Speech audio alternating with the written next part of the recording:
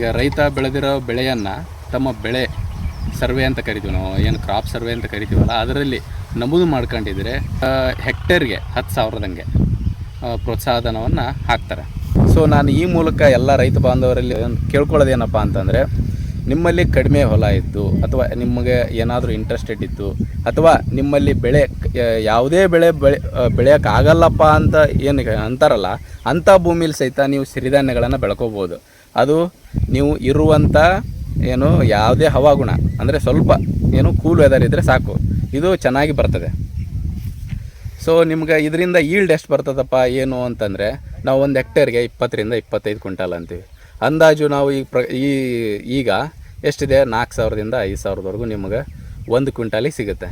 So ಉಳಿದ ಬೆಳೆಯಲ್ಲಿ ಏನು ತೊಗೋತೀರಿ ಅದನ್ನೇ ತೊಗೋತೀರಿ. ಮತ್ತು ಇಲ್ಲಿ ಏನು ನಿಮ್ಗೆ ಲಾಭಪ್ಪ ಅಂದರೆ, ಖರ್ಚೇ ಕಡಿಮೆ ಮಾಡ್ತೀರಿ. ನೀವು ಯಾಕೆ ಖರ್ಚು ಕಡಿಮೆ ಮಾಡ್ತೀರಿ ಅಂದರೆ, ನೀವು ಬಿತ್ತನೆ ಮಾಡ್ತೀರಿ ಅನ್ನೋದು ಬಿಟ್ಟರೆ, ನೀವು ನಿಮ್ಮಲ್ಲಿರುವಂಥ ಸಗಣಿ ಗೊಬ್ಬರ ಅದನ್ನೇನು ಬಳಸ್ತೀರಿ ಅನ್ನೋದು ಬಿಟ್ಟರೆ, ರೆಕಮೆಂಡೆಡ್ ಡೋಸ್ ಆಫ್ ಫರ್ಟಿಲೈಸರ್ ರಸಗೊಬ್ಬರ ಅಂತೀವಿ, ಅದು ಭಾಳ ಕಡಿಮೆ ಇರ್ತದೆ ಇದರಲ್ಲಿ.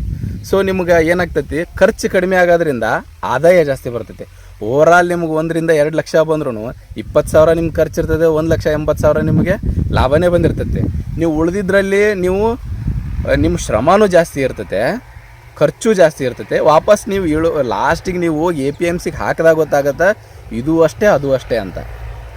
ಅದನ್ನು ರೈತರು ಅರ್ಥ ಮಾಡಿಕೊಂಡು ತಮ್ಮ ಹೊಲಗಳ ಆಧಾರದ ಮೇಲೆ ಬೆಳೆಗಳನ್ನು ಬೆಳ್ಕೋಬೇಕು.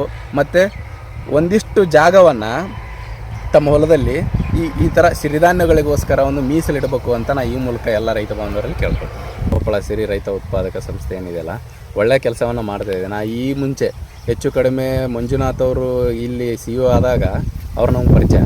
ಅವ್ರ ಥ್ರೂ ನಾವು ಏನಿಲ್ಲ ಅಂದ್ರೆ ಒಂದು 5 ವರ್ಷ ಈ ಸಿರಿಧಾನ್ಯ ಬೆಳೆಯೋದ್ರ ರೈತರ ಜೊತೆಗೆಲ್ಲ ಒಡನಾಟ ಜಾಸ್ತಿ ಇದೆ.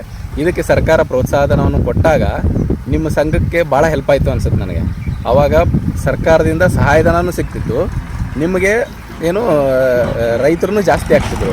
ಸೊ ಇದರಿಂದ ಏನಾಯಿತು, ಈ ಭಾಗದಲ್ಲಿ ಸಿರಿಧಾನ್ಯಗಳ ಬಳಕೆ ಹೆಚ್ಚಾದಾಗ ಏನಾಕೈತಿ, ಡಿಮ್ಯಾಂಡ್ ಹೆಚ್ಚಾಕೈತಿ, ಆವಾಗ ರೇಟ್ ಹೆಚ್ಚಾಕೈತಿ. ಸೊ ಈ ಥರ ಒಡನಾಟದಲ್ಲಿ ಕೆಲಸ ಮಾಡೋದ್ರಿಂದ ಈ ಸಂಘದಿಂದ ನಮ್ಮ ಸರ್ಕಾರಕ್ಕಾಯಿತು, ರೈತ ಬಾಂಧವರಿಗಾಯ್ತು, ಆಮೇಲೆ ಜನಸಾಮಾನ್ಯರಿಗಾಯ್ತು ಭಾಳ ಹೆಲ್ಪ್ ಆಗಿದೆ.